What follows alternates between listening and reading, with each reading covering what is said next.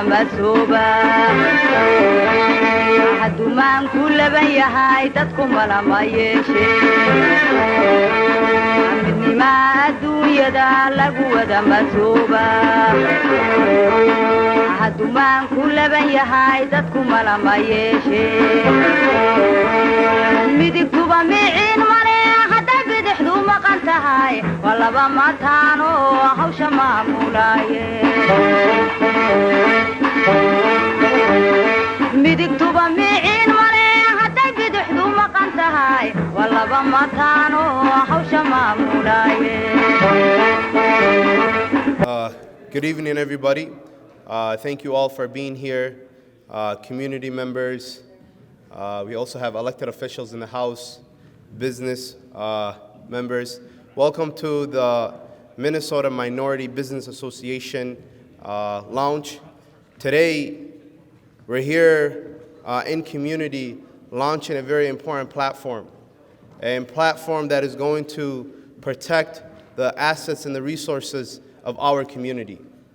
Our community here, the minority-owned, the minority business community also plays a critical role in establishing a strong infrastructure that supports all of the different assets that our community has in here in Minnesota.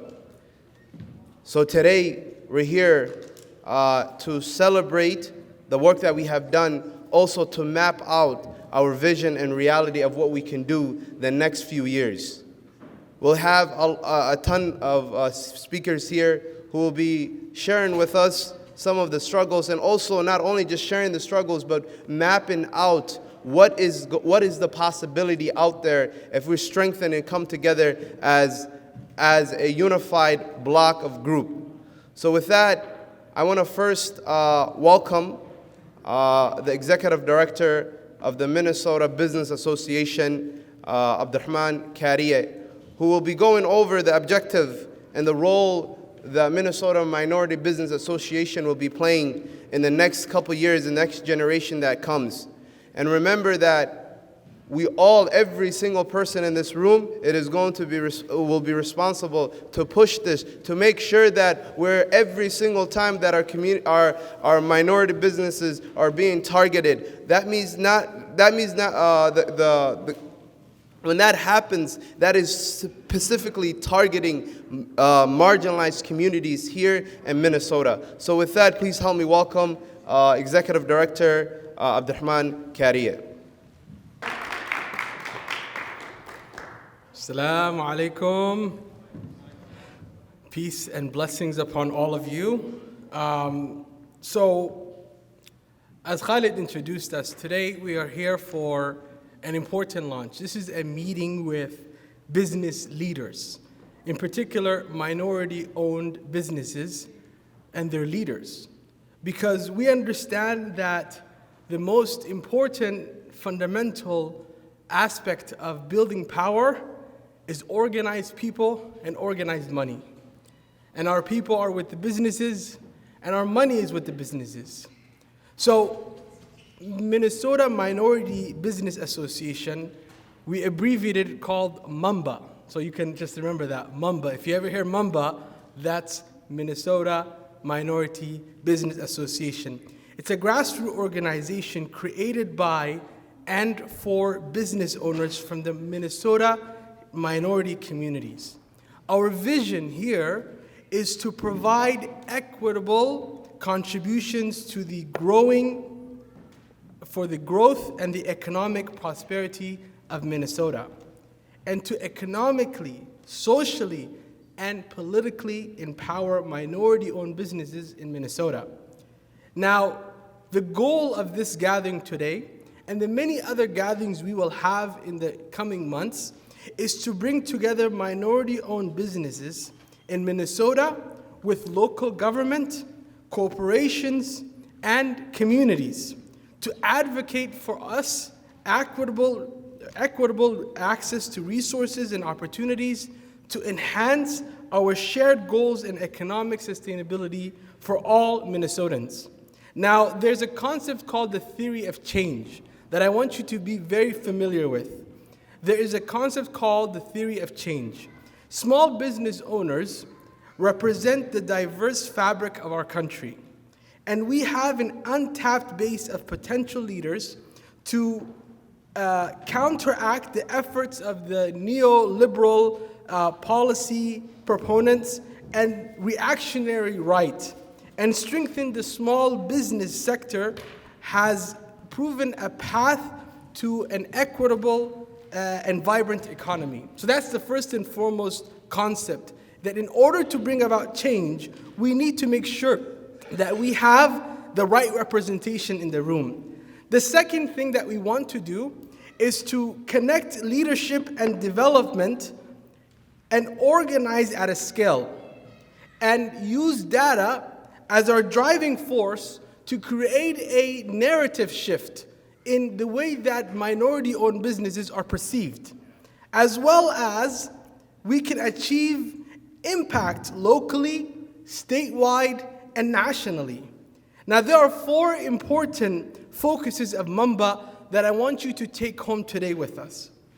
The number one thing is to support and develop small business owners, their leadership skills, their critical analysis of what's happening around them, the environment around them, and create alternative approaches for a more equitable economy.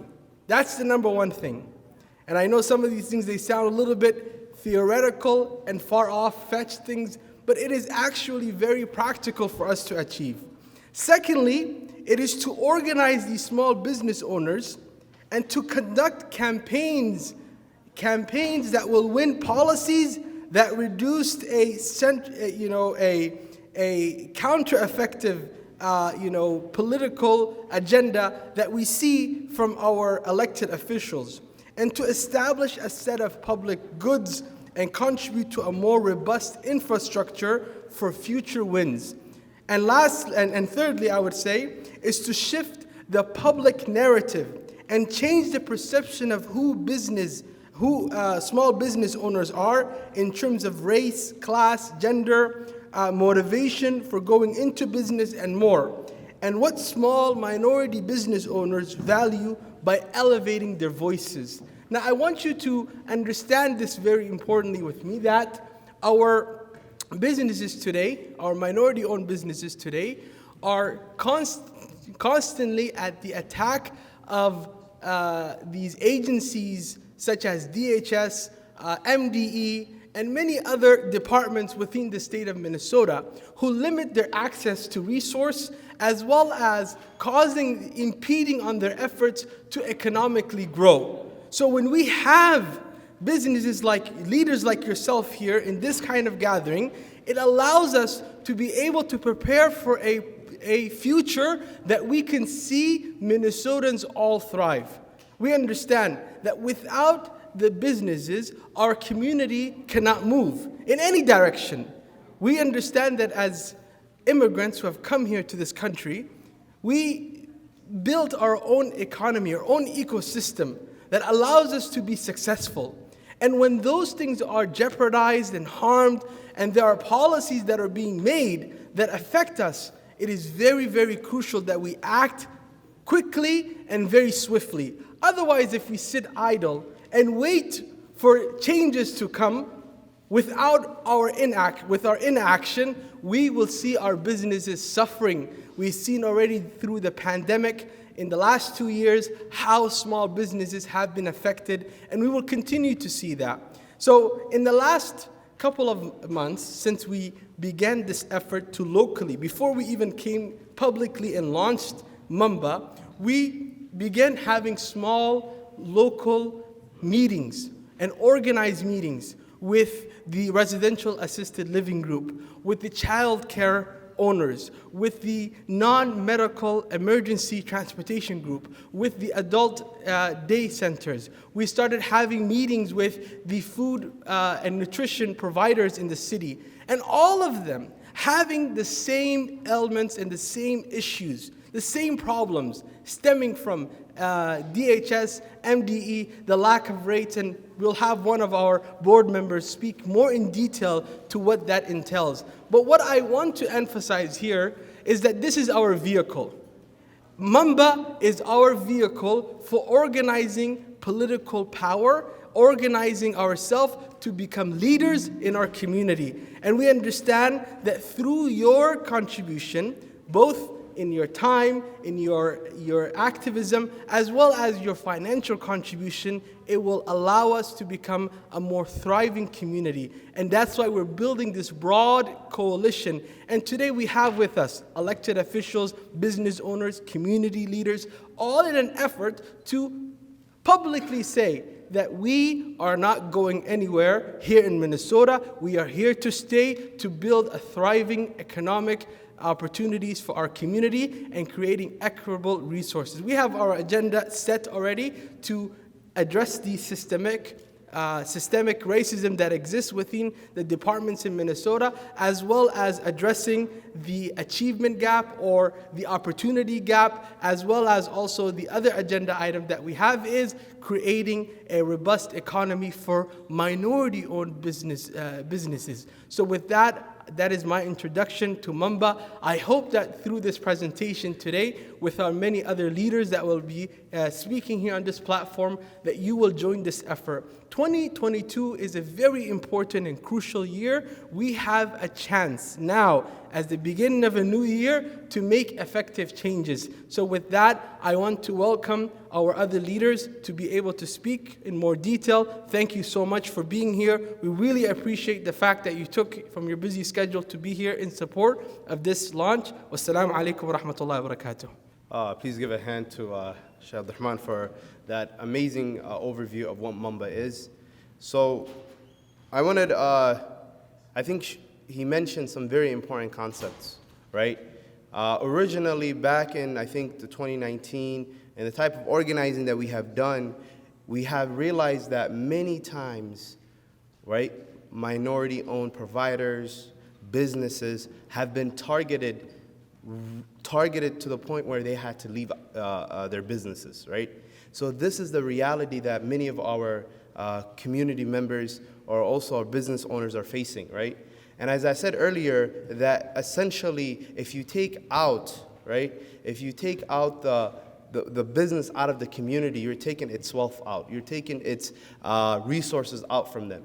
And one of the things that we have seen is that, you know, the child cares were dealing with one issues, right? The child care providers were dealing with a scapegoating narrative where fraud was sent, which was also been found false, right? So childcare was dealing with one issue. Then you had the group homes dealing with one issue. Then you had the non-medical transportation. So the goal for this platform is to bring everybody together under one umbrella, to make sure that we set the agenda for the 2022, that we are on the table deciding what the future looks like for our community. And that's the opportunity that every single person has today. When we say that, hey, we're taking action, we don't mean just, hey, talk, but we mean strategic actions to fundamentally change the orientation of how we're investing in the public programs and also minority-owned businesses in Minnesota, right? That's what we're talking about.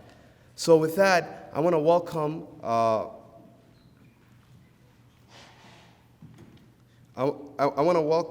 Abdullahi Farah, who is the lead organizer for the Muslim Coalition of Isaiah and Faith in Minnesota, to sort of give us an overview of the different fights and issues and what is the path for us to building political power to overchange some of the narratives, some of the challenges that our communities are facing here in Minnesota. And remember that there's two things when we need, when it comes to organizing and building political power. One is organized money.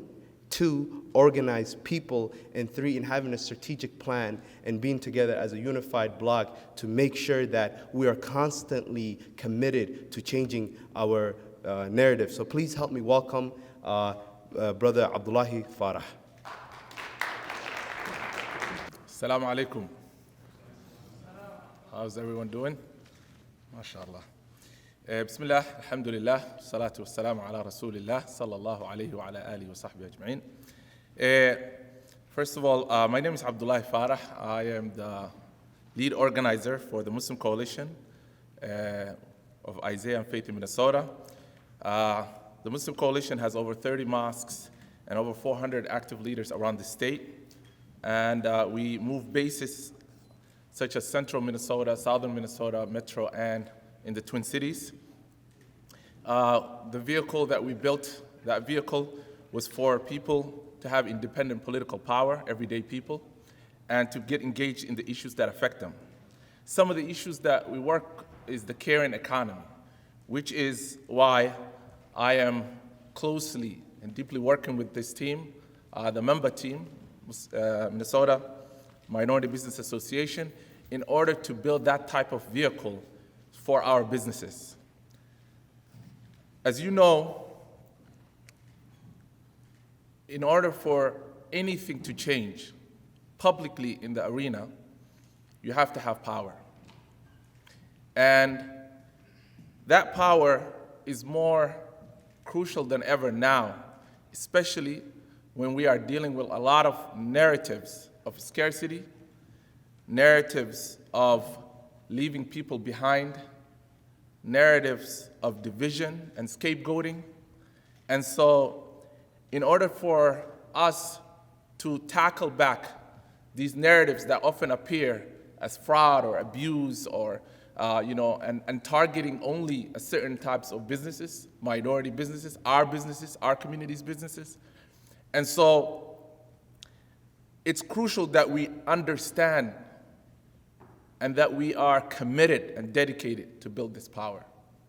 I'm going to also talk little bit in Somali in between, so some of the audiences that are watching us. Today we have a lot of business leaders of different sectors here, but also there are a lot of employees and a lot of staff or parents that you all serve that are also watching us. And so to achieve this, you need transformational power in order to create that change, in order to rebalance the power in this state. So in order to do that, you need power. And so I'm going to talk about that a little bit, just an overview. The power that is needed, especially in the business sector, is, I would say, it will have a four-dimensional. One being people power, of course, right? That comes through relational organizing to scale innovative ways to bring together parents, childcare owners, daycare owners, adult day centers, care center owners, their employees, the parents, and the community together in order to build a collective action that can actually pressure those decision makers to, when they're at the table, to not undercut us.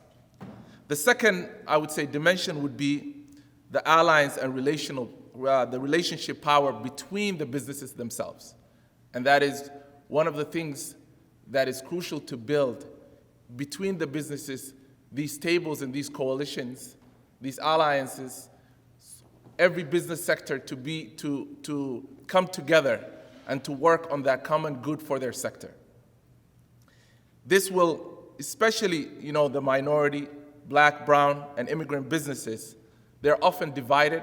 They often don't get together or communicate across each other. And so then it becomes very easy to target them. The third, I would say, is the narrative power. And this is something that we've seen in the 2018 fight for when there was a big narrative of the $100 million childcare fraud that was being thrown around, which was totally fake. And after fighting back, after the child carers fighting back with us and with other community members, it was debunked and, it went away. But there are other narratives out there that always are letting small businesses like you guys get targeted again. The last one I would say is the governance power, and this is through either lobbying or through engaging civically in local municipal decision makers, the county level, state level, and sometimes federal level. And so these forms of power or strategies or dimensions all need to be developed through the leadership of people who are directly affected. it has to be for us, by us. For our businesses, we have to be at the table. Either they say, right, we're going to be on the menu. So I'm going to switch quickly just to share in Somali. Walaalayaal, waxaan ka hadlayno maanta waa saad ogtihiin markii aan wadamadan u soo guurnay run ahaantii alxamdulillah communitygeenna maanan isdhiganin waxaan samaysanay businessyo waxaan samaysanay masaajido waxaan samaysanay iskuulo iyo dad waxaan noqonay run ahaantii annagoo immigrant ah oo luuqadii ku hadli karin oo marar qaarkood a lot of challenges haysto in aanan just tuugsanin laakiin aan annaga isku filnaano laakiin marar badan waxaa dhacday in annagoo nala target gareynaya aan garan weyno marar badan waxaad arkaysaa businessyadeenna waxay dhahan Soomaalida ishiisa laga arkaa ushiisa lagu tumaa marar badan markii businessyadeenna la target gareeyo waxaa arkaysaa businesskii cararayaan ama way xirayaan ama hal ayaa loo cunayaa nabiga sallallahu alayhi wasallam waa ogtiin xadiidkii uu yiri jamaaca ku wada jooga maxaa yeelay kan kaligiis ah waraabaha kaligiis u cunaya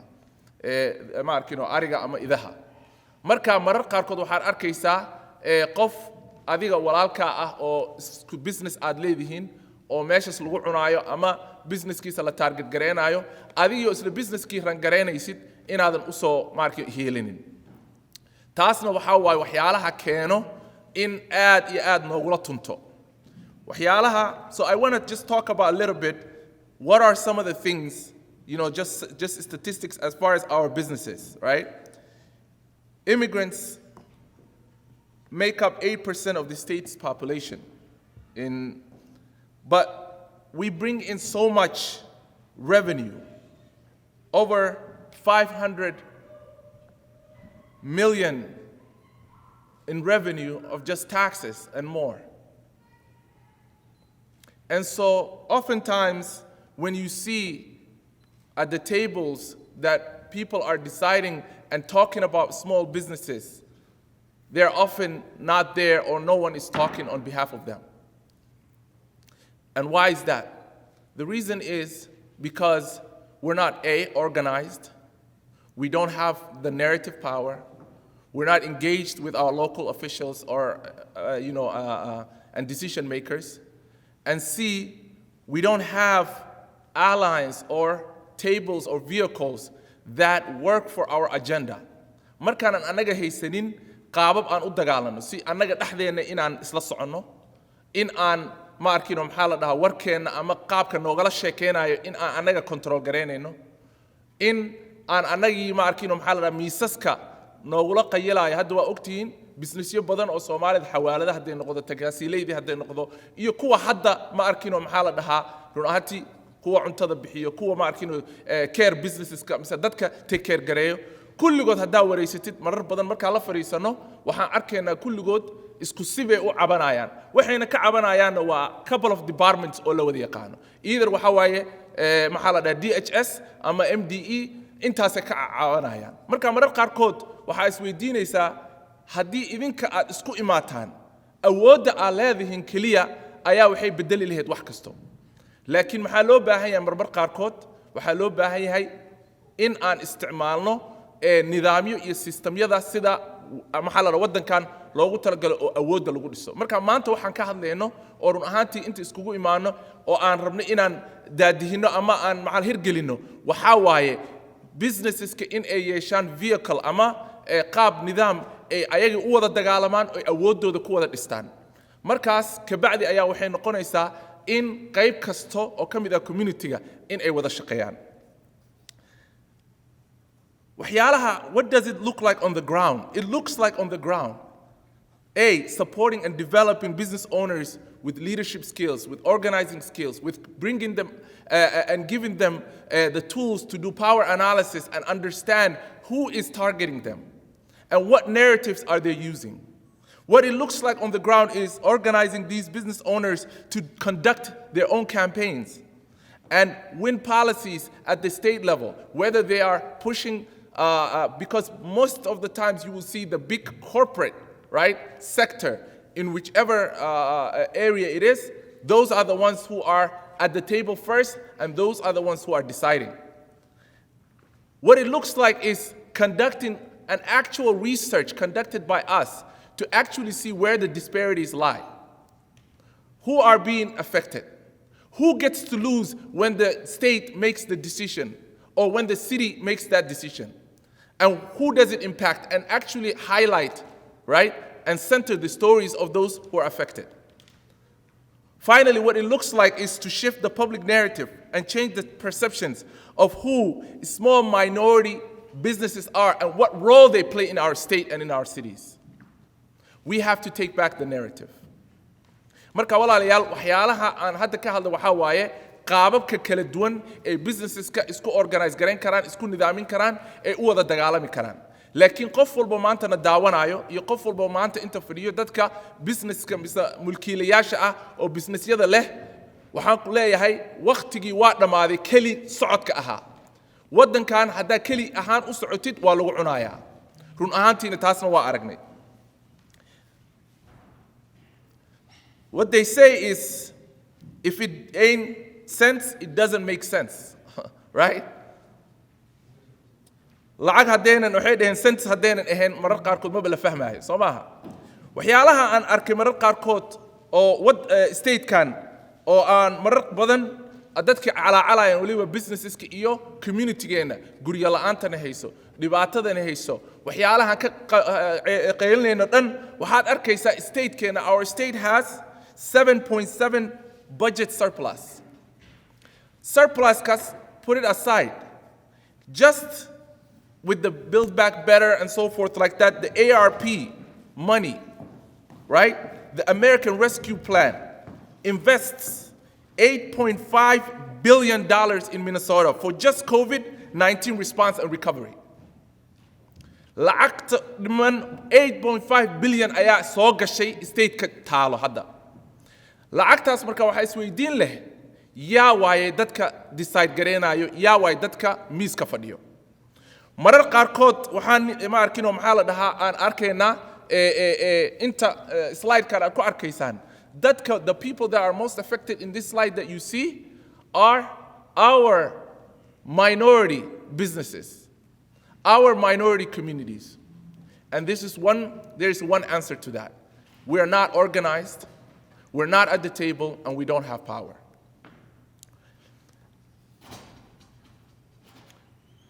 So the question I ask you today, and I'll conclude with this, is, are we committed to be at the table? Are we committed to build this power in order to change the trajectory of how we saw things were happening the years before? And I say yes. Waan bedelaynaa qaabkay wax u dhici jireen, especially sida hadda ma arkino community-yadeena mar walba loo ma arkino gacan bidixeenayo waan diidaynaa in business-yadeena ama maar ganacsigeena sidaas oo kale loo gacan bidixeeyo.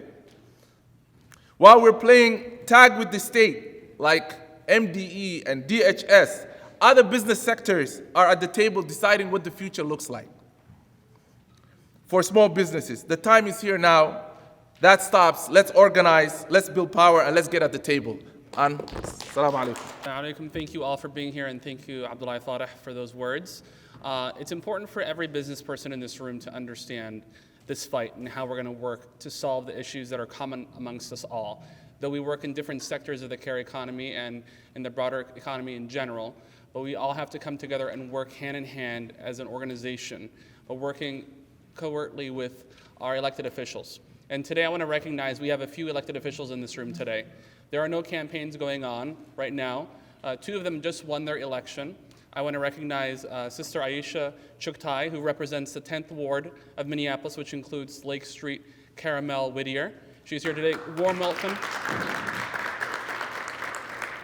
And we also have Brother Jeremiah Ellison, who is re-elected to City Council this year, a strong supporter of this community.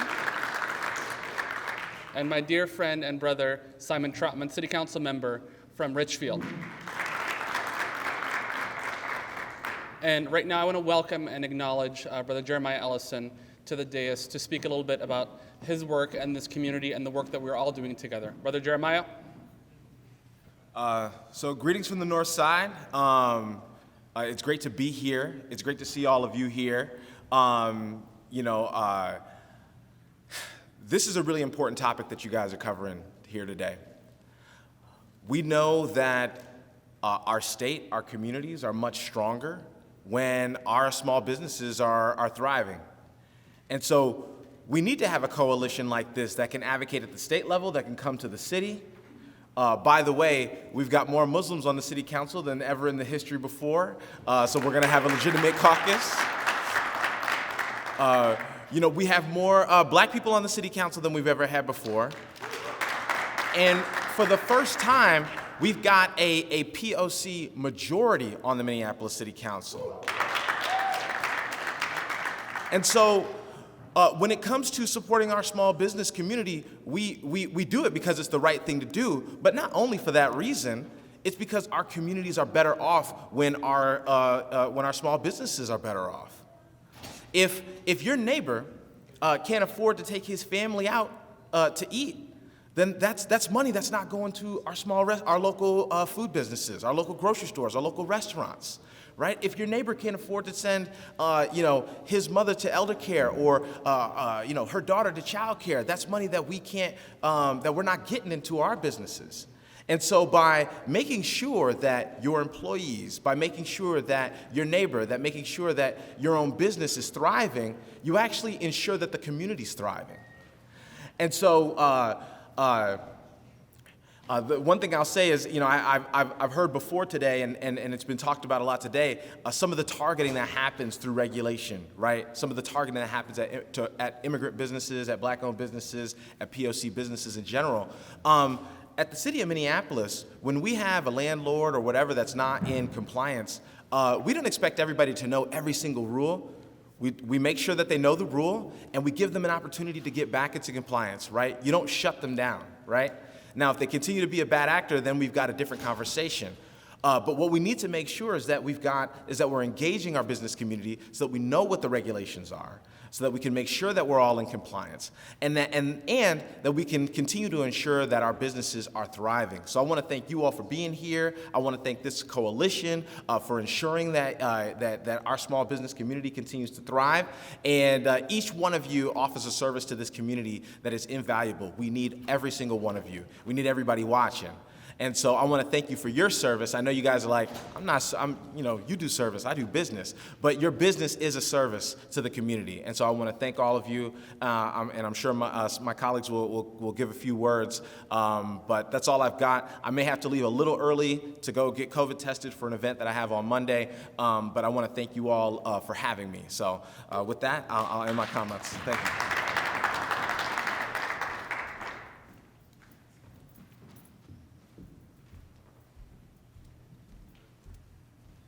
I would like to next welcome Brother Simon Troutman, City Council member for Richfield and current candidate for Hennepin County Attorney. Welcome.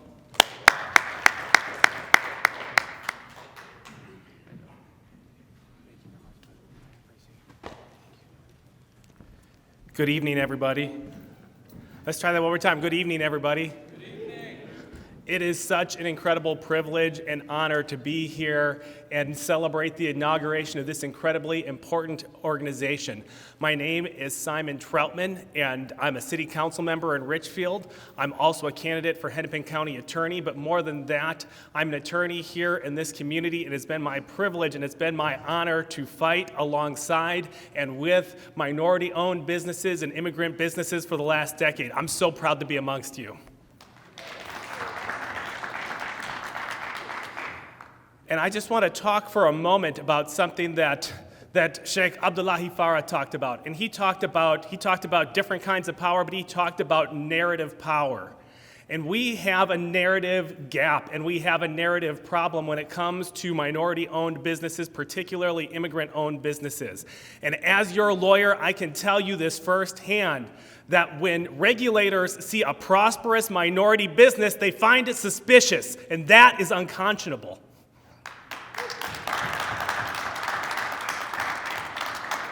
We need to change that narrative. We have to change that narrative. And I can tell you a story that not enough people know. And I was having this conversation with a small business owner who is an immigrant entrepreneur even this afternoon. And he said, I have a small business and I employ 11 employees, and not one of them makes less than $25 an hour.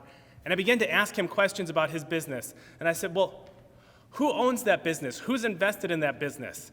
And he said, how many of your friends and family have invested in that business? He said, well, probably about a dozen. And I said, of those, how many of them organized and raised money from other family members to invest in that business? And then it was too many to count, right? So when regulators who don't have cultural competency see a business with a lot of capital, they see suspicion. And what they should see is organization. What they should see is power. What they should see is a community that's transforming itself by investing in itself. So why am I running for Hennepin County Attorney?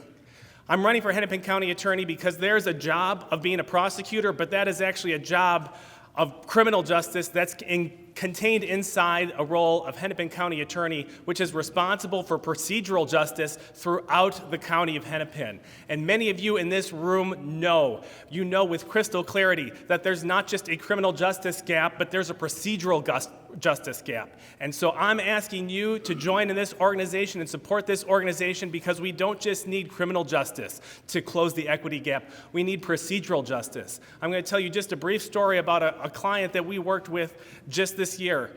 And she was a first-generation immigrant young woman in her early 20s.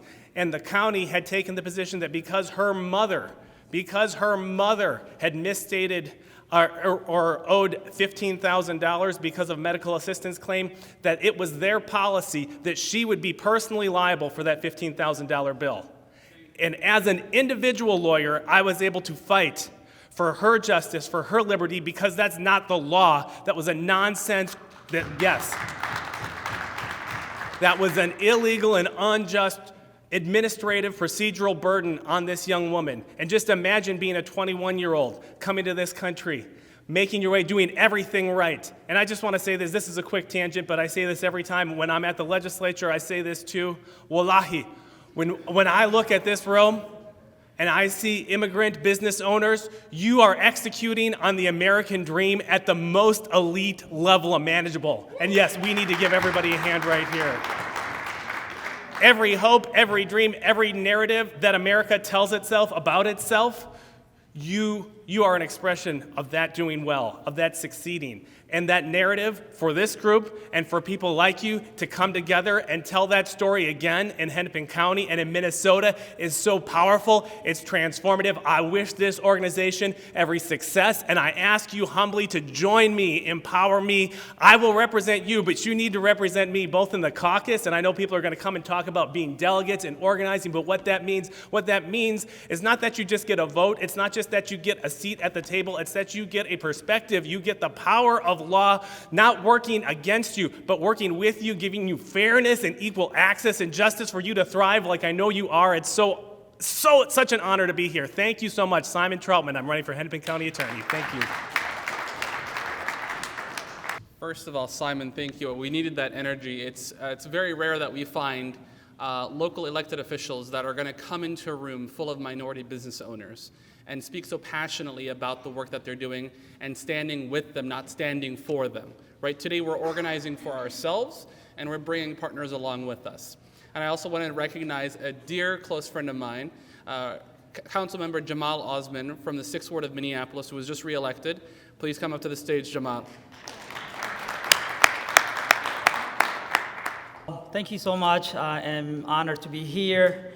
And I want to give the credit to you guys. I see great leaders who have been advocating for the community and really just not just talking, but doing action and creating something. My short time on the council, I learned a lot. I learned that we have to be part of the process. We also have to give credit ourselves. We bring so much wealth, so much everything in the state of Minnesota. I think in my time there was a presentation that council received, And immigrant community, we're the one that were leading the hospitality, construction, and we bring billions of dollars each year to this state. But the headline you get is like always negative. And we want to make sure that we are the one actually that created this community and also thrive in this community. The part immigrants live is the part that does the work, and they wake up every day. They are hungry for opportunity. And if you're not part of the system, then you will be left behind.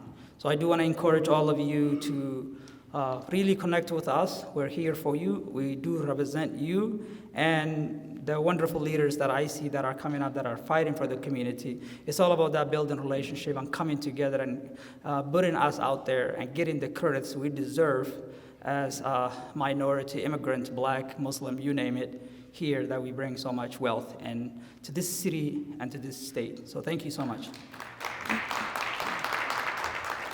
Please give a hand to all of the elected officials, candidates that said some very strong words and encouragement for this organization.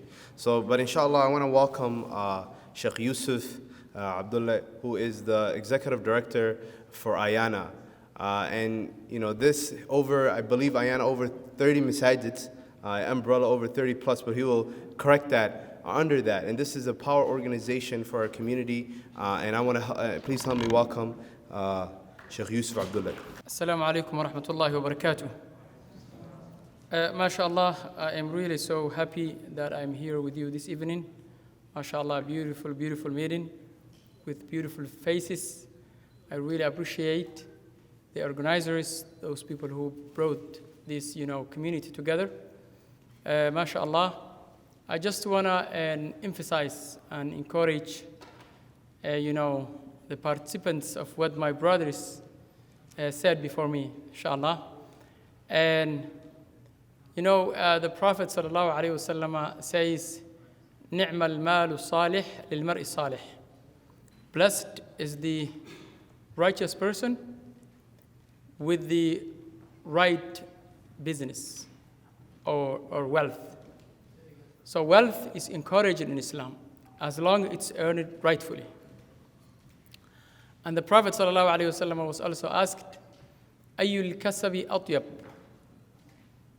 And what is the best work, kind of like earning a provision? And the Prophet ﷺ said, and amal al-rajuli biyadihi. The man is work by his hand, or her, the person is work by their hands. Working, not being reliant on anyone.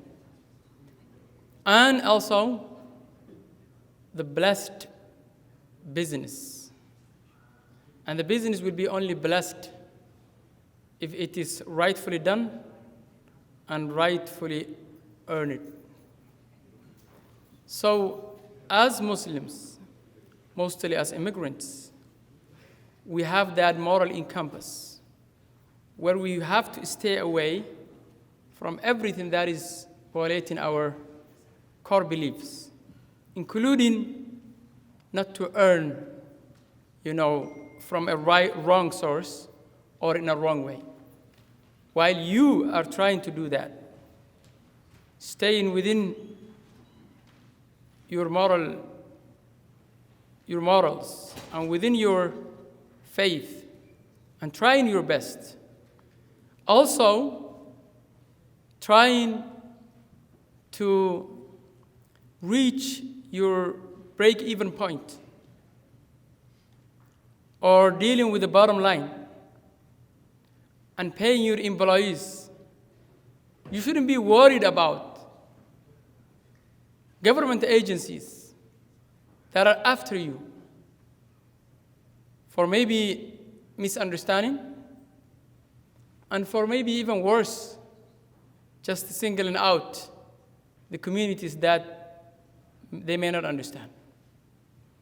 The best way to avoid that is to come together here and to create a community of minority business owners and to support each other, to fight together, to learn from each other, and to educate different departments of the state government of what we do and who we are, and we're not different, and we should not be singled out, scrutinized extra. We should not accept that. Jeff Johnson was asked when he was campaigning, I think 2018, right? The time really flies by very soon. He was asked whether the immigrant community economically is adding to the state of Minnesota, or it is harming the economy of the state, and he conceded that it is adding to the community, the state of Minnesota, and he conceded that immigrant communities are bringing money and revenue to the state of Minnesota. He conceded that, although he was still fighting against the community.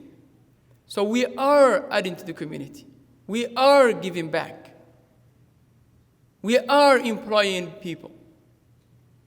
Instead of getting the appreciation, the support this community needs, we shouldn't be getting more scrutinies, singled out, harassments, and all of that. And the best way and the only way to fight back is to come together. Thank you so much. Jazakumullah khair.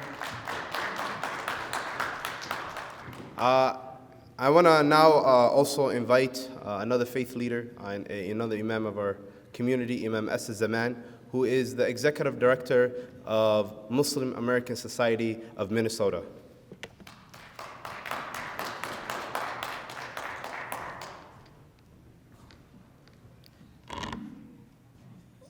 Bismillah, walhamdulillah, wassalatu wassalamu ala rasulillah. You know, they have a saying in this country that if you are not at the table, you are on the menu. And that has characterized the situation of the Muslim Ummah for a long time here in Minnesota, where we failed to be at the table, so we were on the menu, and frankly, we were very tasty. But that is not why we were born. We have a different purpose. And I'm reminded of the reality that the Rasulullah ﷺ himself was a tajir. He was a trader. He was a businessman. And Allah has put barakah in business when believers enter with the intention of pleasing Allah and doing good deeds, then Allah puts barakah in that business.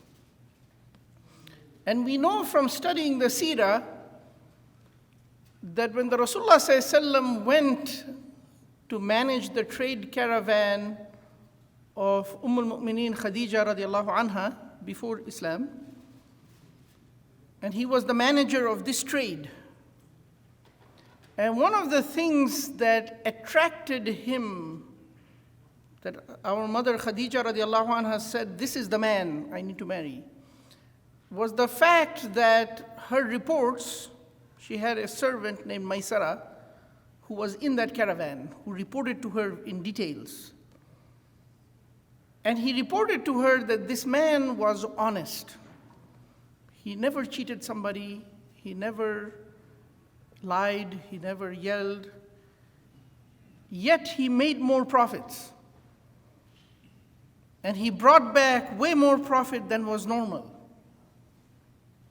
And there is wisdom in this for us, that Allah has put barakah in the hard work of people. And if a group of Muslims were to gather together to seek it, to seek the fadl of Allah, Allah would open the door for them.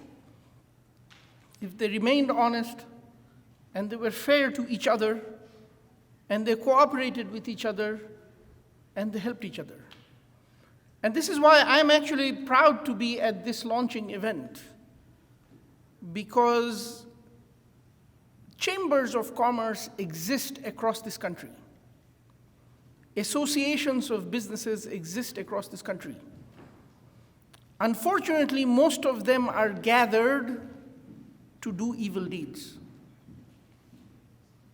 Unfortunately, most chambers of commerce get together so we can squeeze down the little guy and make profit for ourselves. And it is our hope that a group of business people will rise who say, no, we have no need to do that. Allah has given rizq for us, and we will take the halal, and we will grow, and we will grow our community with us. And this is my hope, this is what will happen, and the barakah of Allah will be upon it, inshaAllah. Assalamu alaikum wa rahmatullahi wa barakatuh. Please give a hand to Imam Asad.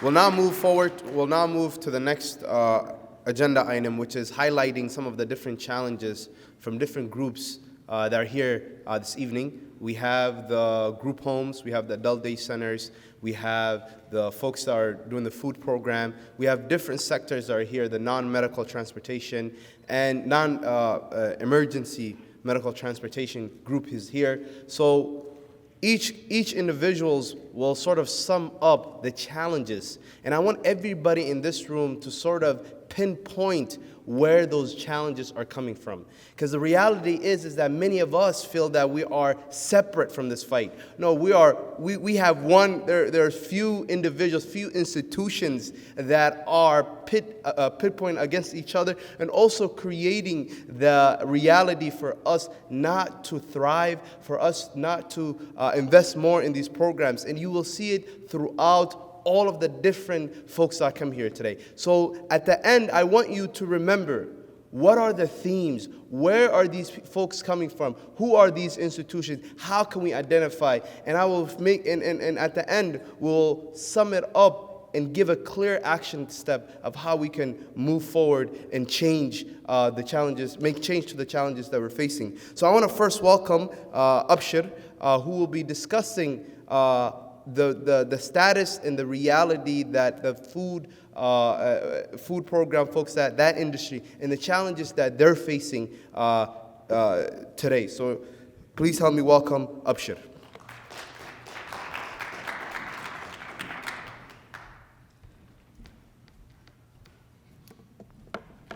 Assalamu alaikum. First of all, thank you all again for being here tonight.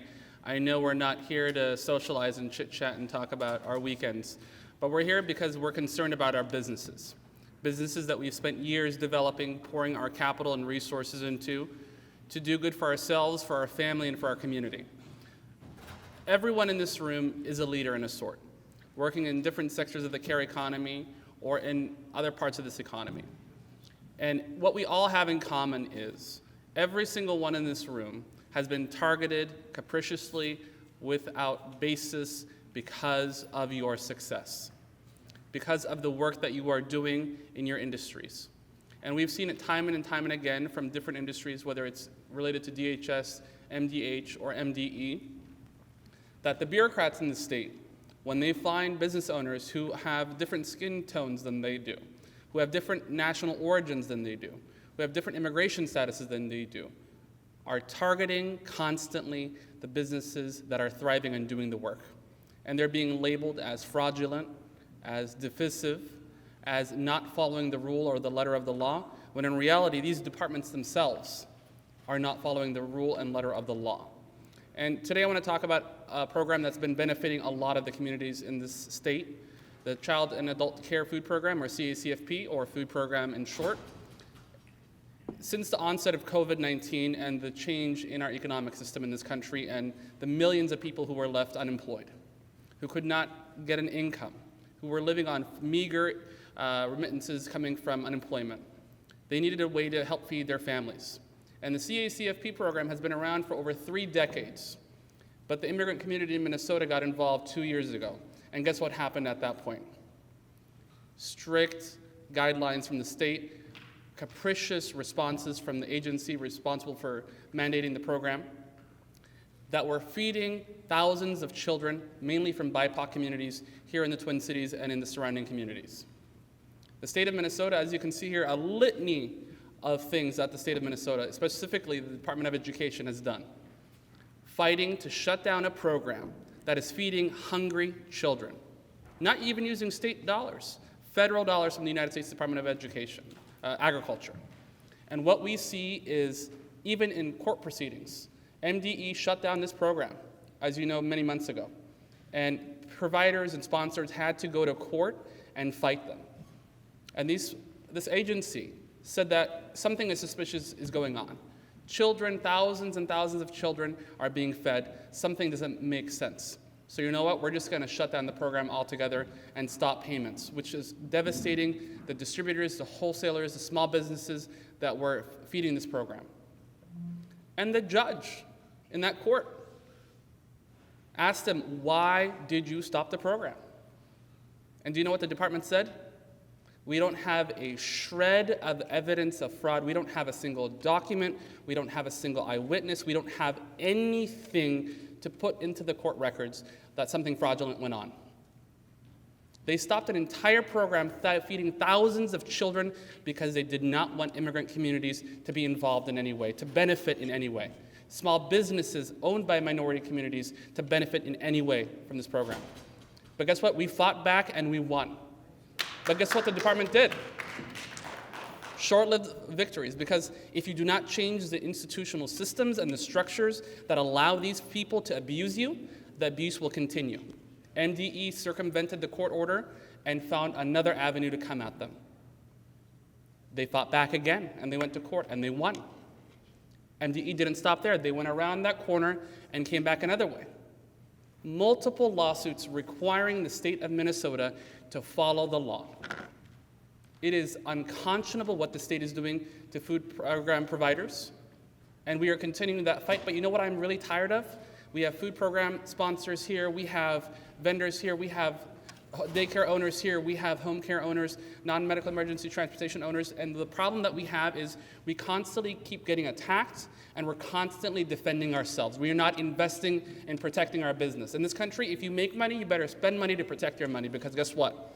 If you have the skin color that I have, or some of you in this room, they are coming for you. And no one is here to save you. You have to organize yourselves, your peers, to come together to organizations like the MMBA. Put your dollars on the table. Organize yourselves. Call your elected officials to the stand and keep them accountable, but also organize in a way where you are fighting for your business, but for the communities that you are serving. And I am tired of being on the receiving end of capricious actions by the state of Minnesota, and we need to organize in a concerted effort to really take action. And I'm super excited about this PAC, because guess what? We're going to put our money where our mouths are. We constantly talk about protecting ourselves. We constantly talk about taking action, but nothing happens. But today is the launch of a different story, a new chapter. We are on the precipice of change in this state. This community, this immigrant community, whether you're Somali, whether you're Arab, whether you're African American, whether you're Latino, Asian American, we are all on the same end of receiving from these actions from the state. And today we are coalescing together in one union to put our money together, to put our voices together, and keep them accountable. And guess what? I'm tired of being on the receiving end, so today I'm going to be on the offensive. I'm going to put them in defense. We're going to organize ourselves to fight back and structurally change the systems that they use to abuse us. That's the only way we're going to survive in this state. I'm excited to have elected officials who are partners with us, like Simon, like Jamal, like Aisha, like Jeremiah, that are coming here today, and the others that could not come today. We need to coalesce around our local elected leaders and use our power to support them, but more importantly, protect our interests. And we're going to do that together. And I know all of you are tired, but we are here for a purpose, and we're not going to leave until we get done. Thank you so much.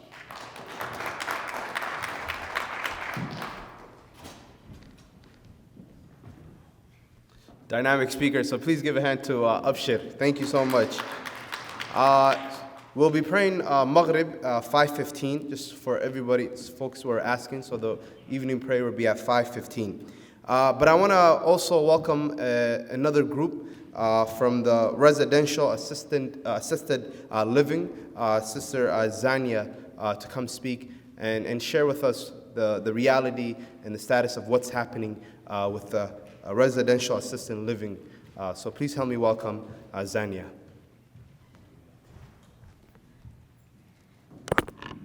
Hello, everybody. My name is Zania Harut, and I am here on behalf of the residential customized living providers. I'm exhausted. I don't know how many other people here are. We're exhausted of fighting and defending ourselves. I want to thank MMBA for all their help and all their support.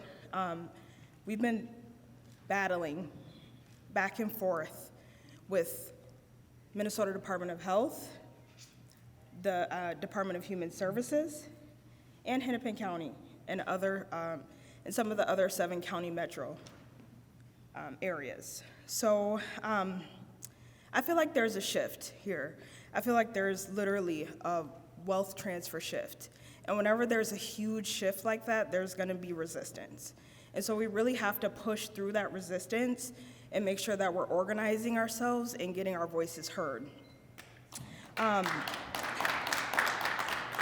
I'm tired of asking DHS and MDH to invite us to the table. We're making our own table now.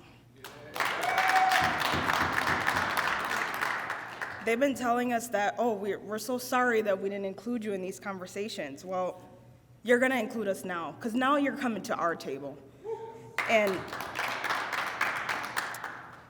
MMBA, they have a true love and dedication for this community, and they're truly trustworthy advocates, and they've been holding our hands every step of the way.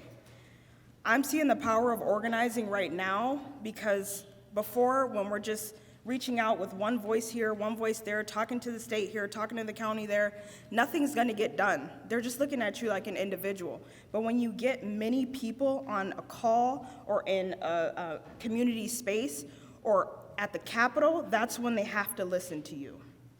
So we've been on the chopping block and we didn't even know we were. So at this point in time, we need to put our money together, we need to put our voices together, because we're the ones who are providing culturally congruent care to the constituents in all of these areas, right? So, you know, they traditionally, like with the food program and with maybe transportation programs, these were programs that were being ran by non-minority individuals, right? But they were providing services to our communities, right? So now that we're flipping that and providing the services to our own communities, there's a huge problem because there's a wealth transfer. So we're seeing all of these similarities across the industries. They're excluding us from the table. They won't invite us to boards or task forces or committees, and we're tired of it. So at this point in time, I'm really excited that MMBA is doing their launch event, and everybody needs to join us. I know there's COVID going on, but we need to make sure that we're coming together, whether that's on Zoom, whether that's in community spaces, and supporting our elected officials and getting them reelected. So my name is Zania, and I'm from the Residential Customized Living Providers. Thank you.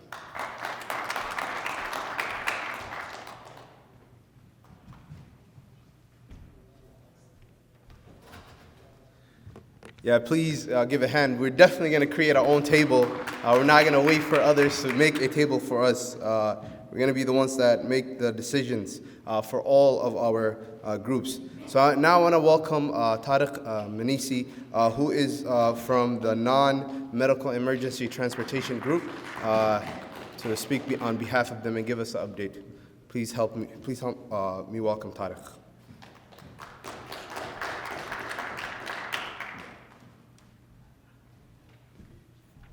Hello, everyone. I'm Tariq with Driving Miss Daisy, a non-emergency medical transportation provider. First and foremost, I want to say thank you to Mamba, particularly Abdurrahman and Abdullahi Farah for setting this up. You guys have been amazing. You guys have been amazing to work with. So I just wanted to share my story and my experiences prior to meeting Mamba and post meeting Mamba, and how the entire experience changed. So our company drives people to and from medical appointments all over the metro and outside of the metro. Patients who are disabled in wheelchairs and have mental health problems, children's to school, and various things like that. The community really relies on us. We've noticed an alarming change in the economy in the last few years, in which gas expenses have risen exponentially. The cost of vehicles have risen exponentially, payroll and labor as well too, and it's becoming increasingly difficult to make ends meet. So I started researching a little bit further in depth on who controls the rates. They are controlled by DHS. So naturally, I reached out to DHS. They bounced me to UCare, to Blue Cross, to other insurance providers. None of them could help me raise the rates. And eventually they said it's controlled by the senators and the politicians. So I reached out to over 15 different senators, every single one of them and their office staff in the last 2 years. Not one single person has responded to this day. So from this point on, we, as a businessman, had to start declining rides. We have had patients call our office, speaking to Latanya and our management staff, patients who are in tears, their parents are calling, they're unable to get to their medical appointments, they can't order an Uber, they're in a wheelchair. But on my end, I'm unable to pay a driver to be able to execute this ride. That's the reality of the situation. So I dug a little bit further and realized that these rates have not risen in 10 years. Minimum wage back then was about, $6.25, $6.50, depending on small business and larger businesses. And now, McDonald's is paying $15 an hour as an entry-level position. So it's becoming increasingly difficult to get, good drivers, reliable drivers, and to take care of our patients in our communities. So at this point, it's been a battle for 2 years. I thought it was coming to a dead end, and then I met Mamba, and everything has changed from that point. And this is the truth. This is not a speaking point. They are very correct in saying that businesses are very isolated within their own bubble.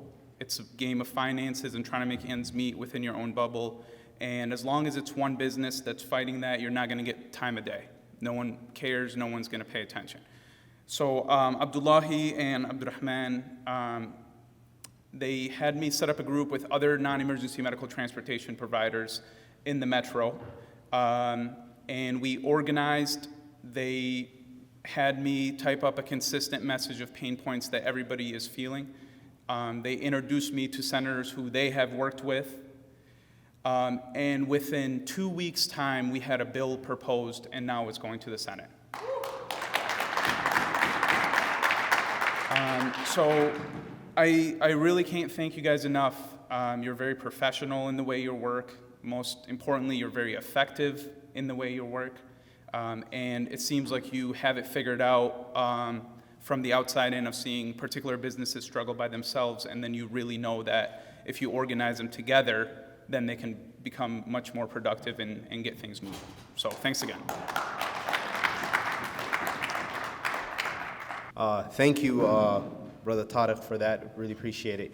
This is what when it comes to making your own destiny and constantly making sure you don't just stop when all of the doors are closed. This is what it looks like. You actually produce something, and you actually take it to the Senate, and you decide to become a change maker. So please, let's give a hand to Brother Tariq for all the work that he did. So now I want to move on to the last group, which is the childcare. I think the childcare fight has been going on for several years right now, but I want to welcome the lead organizer who has been working with the childcares for the last 4 years, Brother Mahad Umar, who is also the lead when it comes to the Minority Business Association, the organizer. So please help me welcome Brother Mahad Umar. Assalamu alaikum wa rahmatullahi wa barakatuh. Thank you everyone for coming. The power is in us collectively working together and pushing back the system that discriminates against our businesses and the families that we serve. When we started organizing childcare, it was not as easy as let's raise the rates or they're cutting this or they're cutting that. It was full-blown war. There was an accusation that the entire community was sending $100 million to Somalia. And imagine that the providers who are within the system with you are looking at you. It's like, did you guys send that money? We're like, listen, childcare centers don't make a lot of money. We're all paying minimum wage when it comes to our workers. Barely some of the providers were not able to pay the rent, so the story didn't add up. Childcare centers who are struggling, how do they come up with $100 million and just put it in a suitcases and send it? But the sad reality is there were some people that actually believed in it, who were in DHS, who were supposed to be representing and working for these families. So we had to come together and say, hey, this does not make sense. There was misinformation. The misinformation was that minority communities normally like to send money back home supporting families that they left behind. So as we know, the hawala or the money transfer business has been shut down for a while. And it was going through the airport, but every single penny that's being sent was being tracked. So what has happened is someone at the airport decided that money must be coming from childcare centers. So we had to go back. We had to go to the state capitol. We had to talk to the governor. We had to talk to the legislators, the House, the Senate. And then actually we found out that majority of the childcare centers were struggling, whether you're white, black, doesn't matter your color, or which region you're coming from. So we said, the reality is that this narrative is dividing the businesses. It's saying that one portion is deserving while the other are not deserving. We came together and we said, so long this narrative is being pushed, we're not going to get the money. We're being pitted against one another. So the childcare centers got together and we pushed back. We said we need more rates. We want the rates to go up. We want to be able to pay the people that are working for us. So it was a long journey, but we're able to push that back. We're able to disprove the false narrative that was being pushed around, and we're able to raise the rates. For the first time in many years, the childcare centers are getting 30 to 40% increase in the rates. So what is it called? The residential assisted living that are sitting here and the medical transportation, your journey has started. Ours we're 50% through. We want to take it to 75 percentile where families are not, where families will be able to attend childcare without worrying about most of their money going to childcare. So right now we have the final bill that we're pushing, that no family should pay more than 7% of their income to a childcare.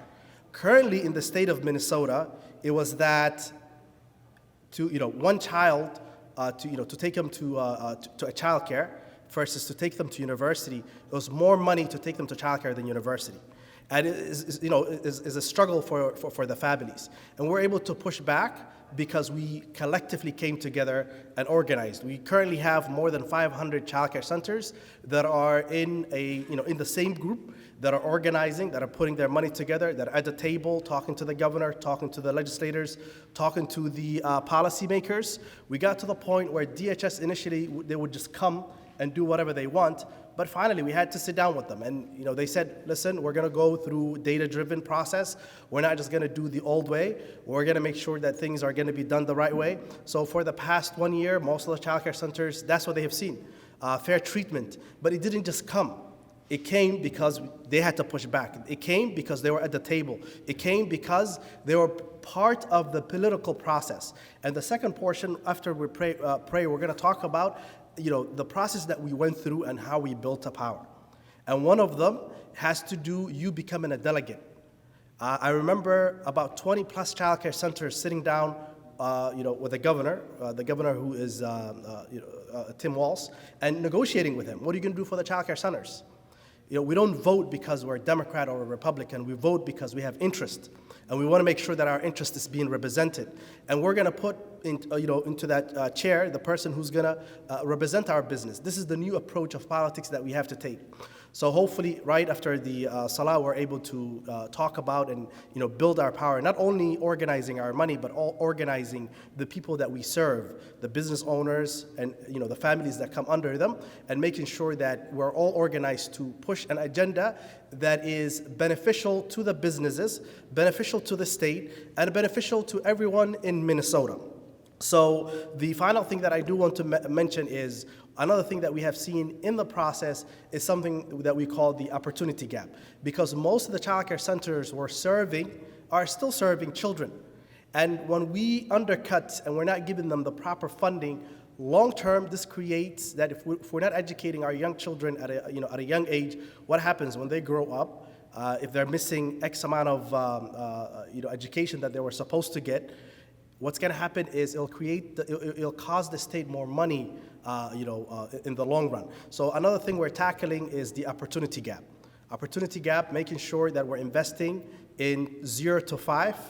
This is when brain development is happening, making sure that we're investing in school-age kids, helping them with their homework and closing that achievement gap. Because Minnesota currently ranks 49 out of the 50 states in disparities, educational disparities. We want to be able to close that. So with our businesses and with our families that we serve, hopefully we could push back the system and get a fair treatment for everyone. Thank you, guys.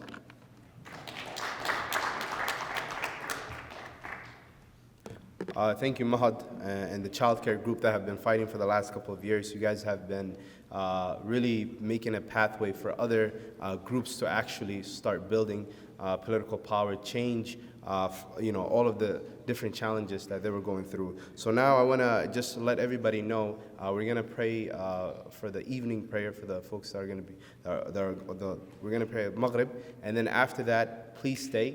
This is the most important part throughout the whole session of what is our action items. You never want to leave, and this is our orientation, never leave a room or never leave a space, a public space, where you are launching, you are building something. You don't want to leave without a commitment. And we want to leave here with a commitment to make sure we pave the path for any provider, any business, minority business owner, anybody that is going through that. So we'll be taking about a 10-minute break. It is really hard to follow Brother Khalid. Such an inspiring, timely message. I want to thank the new association, Minnesota Minority Business Association. It is my understanding that the focus of this meeting is about organizing, about building power, and about community. I think those are the three key themes in which I was able to capture in the moment that I was here. And as a Deputy Commissioner at the Minnesota Department of Employment and Economic Development, but also as an entrepreneur myself, as a community member, it's more than an honor to be a part of this discussion and to really get inspiration from young folks like Khalid. And so I'm grateful to be here. Waxaan marka hore idinku salaamayaa salaanta islaamka assalaamu calaykum waraxmatullaahi wabarakaatu. Sharaf bay tahay inaan shirkan qaaliga ah associationka cusub ee Minnesota Minority Business Association ay abaabuleen intaan joogayna ka dareemay saddex fariin oo aad iyo aad u qiimo badan. Ta koowaad oo ah muhiimadda ay leedahay in lis abaabulo oo community-gu is abaabulo, muhiimadda ay leedahay community-gu inuu wax qabsado. Waa fariimo ku habboon xilligan hadda joogno.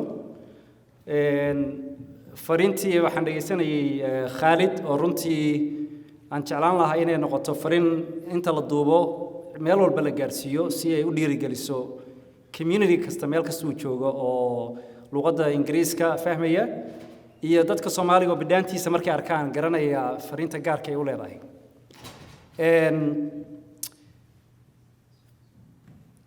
Community organizing and specifically business association is relevant for not just the community, but for our state.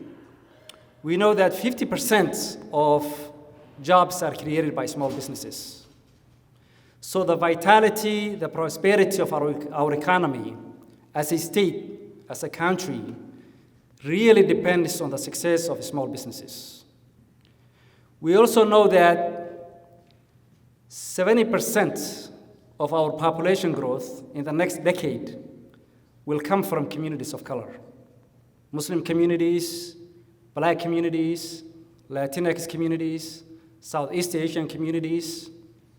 So if 70% of our population growth is coming from communities that have historically been marginalized, that have always lived on the margins of our economy, it becomes necessary then that as a state, we do all we can to support small businesses, to support community-based organizations, not only for the benefit of those communities, but for our state. The success of our state depends on how much we invest in our communities, how much we invest in our small businesses.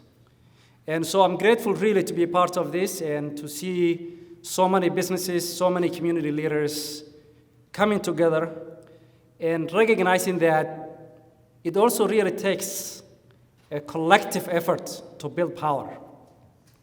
No one business, no one single individual can be successful on their own. Maybe certain period you might, but for the long haul, you need power and you need community to build power. And this is what this event is all about. waxaan jeclaan lahaa anigoo runtii xilliga ilaalinaya fariinta ugu muhiimsan oo intii la dhihi lahaa oo dhan Khalid baa caawi yiri marka fariinta Khalid baan jecelahay inaan sii yaro xoojiyo oo ah sanad xasaasi aan ku jirnaa dhaqaalaha gobolkan waxaa lafdhabar u ah businessyada yaryar boqolkiiba 50 shaqooyinka la abuuro waxaa abuura businessyada yaryar waxaan ognahay marka dadka inagoo kala ah dadka maaragtay gobolkan markii hore loogu talagelin oo markaad eegto 700-meeyadii 60-meeyadii xilliga la dhisay nidaamka dawliga ah la sii xoojiyay institutionada jira la inooguma talagelin inaga marka waa in wax badan laga bedelaa systemyada jira si uu noqdo Minnesota maanta lagu wada nool yahay mid dadka wada anfacda dadku ka wada faa'iideysto dadkuna wax ku ziyaadiyo taasina iskama dhiciso powerka lisma siiyo powerka waa la qaataa power haddaan xoog ku qaadanin cid ku siinaysa ma jirto marka in lis mobilize gareeyo dawladda faa'iido ugu jirta inay arkaan dad is abaabulay dad isku yimid dad runtii waxay xaq u lahaayeen sadaqa aan weydiisanayn waxay xaq u lahaayeen state-ka ka qaadanaya anoo xil dawladeed haya ayaa si kasta oo Cameroon meeshan u yeelan si cad u leh maalin iyo habeen governorku hadduu garab taagan yahayna inta in lagu maanoran lahaa dawladdu waxay xoogaysataa tabar yeelataa marka cadaadis la saaro cadaadis sax ah oo dadka xaqa ka maqan ay u doodayaan xaqooda waa waajib dawladda lagu leeyahay it's also the responsibility of the government to do what the private sector is not incentivized to do. An example of that is when we just the pandemic that we're going through. I'm really proud to say that we're one of the states that responded in a way that has become historic, in the way that we responded to unemployment, in the way that we supported businesses. But that's not enough. No matter how good is what we did, we need more of it. And more of it can come when communities are participating in the decision-making of things that impact their lives, their businesses. And so I just really want to echo the key message that Brother Khalid shared, and just want to thank the organizers and participants. And I realize it's towards the end of the event, so I just want to keep it short and just say Jazakallah. Assalamu alaikum wa rahmatullahi wa barakatuh.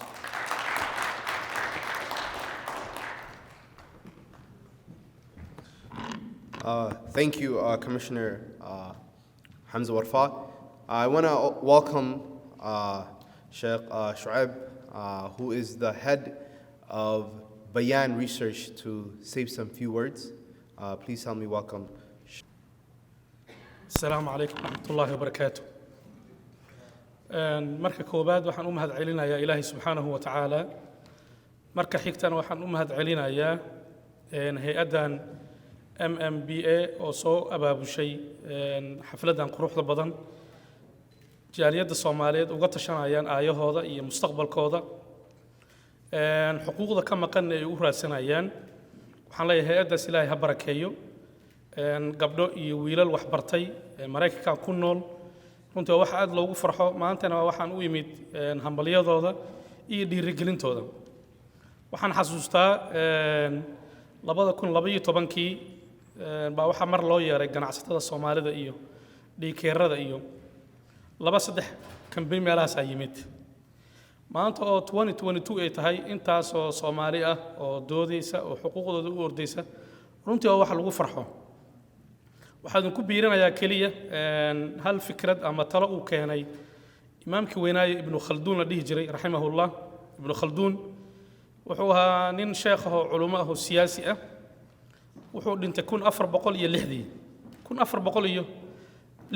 yani hadda waxa laga soo dhaafay 615 sano meelahaas geeridiisa wuxuuna ahaa dadka muslimiinta ugu horeeyay oo ilbaxnimada iyo siyaasadda iyo wax badan ka qoray wadankan hadda aan ku noolnahay iyo reer galbeedka iyo jaamacaadkoodana wax badan ay ka qoreen marka wuxuu ka sheekeynayay ummadaha iyo say u hormaraan wuxuu yiri bil aadamku waa asalkiisa waa organic baadiyuhu ku dhashaa baadiye ku nool yihiin kadib bay magaalo yimaadaan kadib bay dawlad dhistaan kadib bay ilbaxnimo raadiyaan ugu dambeyn bil aadamku waxay gaaraan heer ay ganacsi samaystaan intaasoo stage buu bil aadamku maraa 5 marxaladood buu maraa annagu hadda waxaan nahay ummad Soomaaliyeed oo jaaliyada stage-ka koowaad baan hadda wali ku jirnaa baadiyaan ka nimid Mareykan oo 300 sano jira hadda mas'uulka sidoo uu sheegay systemka dhaqaalaha Mareykanka oo 100 sano jira loo diyaariyay dad cadaan ah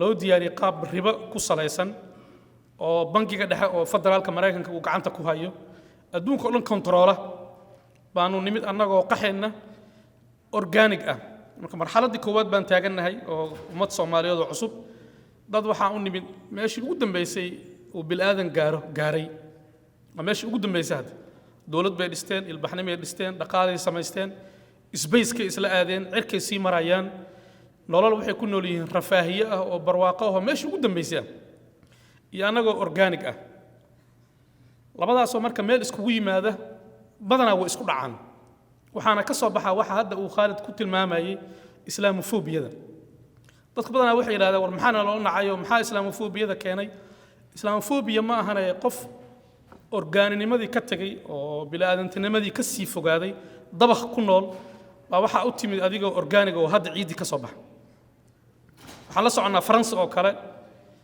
dadkii Faransiiska ah cadaanka ah waxay jecel yihiin cuntada Carabta oo kale cuntooyinka waxay jecel yihiin la dubo oo banaanka lagu dubo gabdhihii waxay jecel yihiin wiilashii Carabta ah iyo wiilashii cadaanka ah bay jecel yihiin bay wada raaceen qofkii cadaanka ah marka waa qaylinaya Faransi marka waxa ka taagan culays laba ummadood oo ummad tagtay iyo ummad hadda cusub waxa ka soo baxaya marka baakalash weyn iyo isnacayb iyo islaamofobia ka soo baxaysa marka waxa loo baahan yahay community-gu inuu ciyaaraha siyaasadda barto haddana waxaan filayaa waa marxaladda aan gaarnay hay'adan hadda isku kaayeertana waa meesha ay hadda marayso runtii waxaan ka soo baxnay responsibility-geennii guryaha business baan samaysanay guryahani waa dhisanay masaajidaan dhisanay institutional leenahay kii ugu muhiimsanaa oo ahaa social responsibility-ga noo dhiman haddii masaajid la dhiso oo ganacsi la sameeyo oo qoys la sameeyo oo guri la sameeyo oo dugsi la sameeyo intaas aysan wada shaqaynaynin institutional u taagan oo difaacaysa aan la samaynin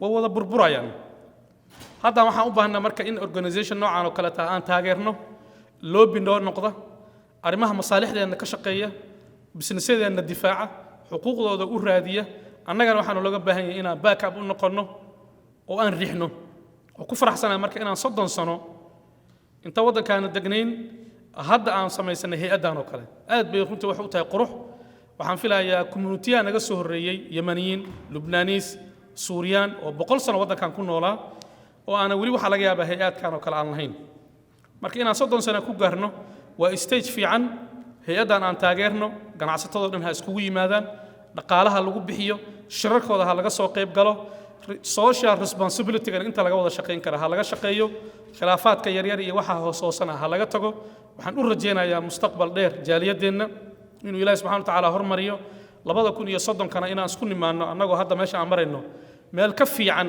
raadinayna madaxweynena u tartamayna. Assalamu alaykum wa rahmatullahi wa barakatuh. I will close here, but I just wanted to end with this.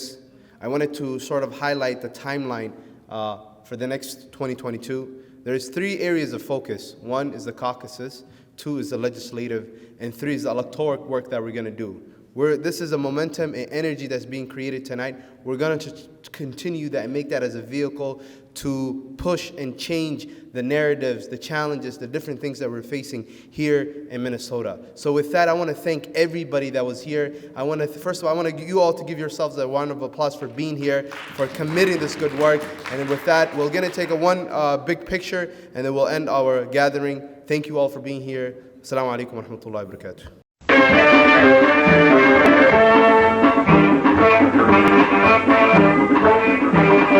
midnima adduunyada lagu wada masooba hadumaan ku laban yahay dadku malama yeeshe midnima adduunyada lagu wada masooba hadumaan ku laban yahay dadku malama yeeshe midigtuba miciin male hadday bidixdu maqan tahay waa laba mataano hawsha maamulaaye midigtuba miciin male hadday bidixdu maqan tahay waa laba mataano hawsha maamulaaye